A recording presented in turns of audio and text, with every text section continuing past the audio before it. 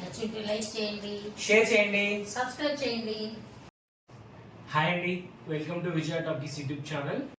ఏమాత్రం లేట్ చేయకుండా short and క్రిస్ప్గా ఈ వీడియోలో 2025లో యూట్యూబ్ తెచ్చిన మానిటైజేషన్ పాలసీస్ గురించి మీకు ఎక్స్ప్లెయిన్ చేస్తాను. 2025లో యూట్యూబ్ అయితే కొత్త రూల్స్ అయితే తెచ్చింది మానిటైజేషన్ చేసుకోవడానికి.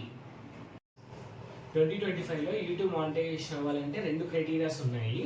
అందులో ఫస్ట్ క్రైటీరియా మన యూట్యూబ్ ఛానల్కి 500 సబ్స్క్రైబర్స్ వచ్చి ఉండాలి, ప్లస్ షార్ట్ వీడియోస్ ద్వారా 30 మిలియన్ వ్యూస్ అయినా వచ్చి ఉండాలి, లేకుంటే లాంగ్ వీడియోస్ ద్వారా 3000 వాచ్ అవర్స్ అయినా వచ్చి ఉండాలి.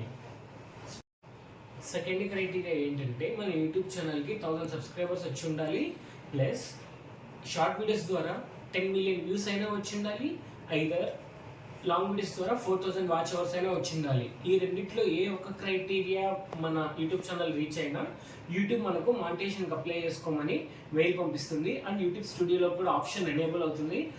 ఆప్షన్ ఎనేబుల్ అయిన వెంటనే మనం యూట్యూబ్ మానిటైజేషన్కి అప్లై చేసుకుంటే యూట్యూబ్ మన వీడియోస్ అన్ని రివ్యూ చేసి యూట్యూబ్ పాలసీస్కి కరెక్ట్గా మ్యాచ్ అయ్యా లేదా చెక్ చేసి మనకు మానిటైజేషన్ అంటూ మెయిల్ పంపిస్తుంది.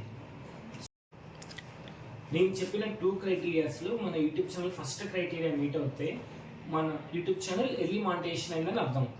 సో మనకు ఈ ఫస్ట్ క్రైటీరియా మీట్ అవ్వడం వల్ల మనకు సూపర్ స్టిక్కర్స్కి, ఫ్యాన్ క్లబ్స్కి, మెంబర్షిప్స్కి అండ్ యూట్యూబ్ కండక్ట్ చేసే ఈవెంట్స్కి మనకు యాక్సెస్ ఉంటుంది.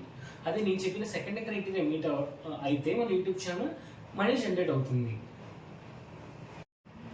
మీకు ఇంకా యూట్యూబ్ పాలసీస్ గురించి, యూట్యూబ్ మానిటైజేషన్ ప్రాసెస్ గురించి మీకు ఎటువంటి గైడెన్స్ కావాలన్నా కింద కామెంట్ చేయండి. ఇంకొక వీడియో క్రియేట్ చేసి మీకు అప్లోడ్ చేస్తాను. Thanks for watching.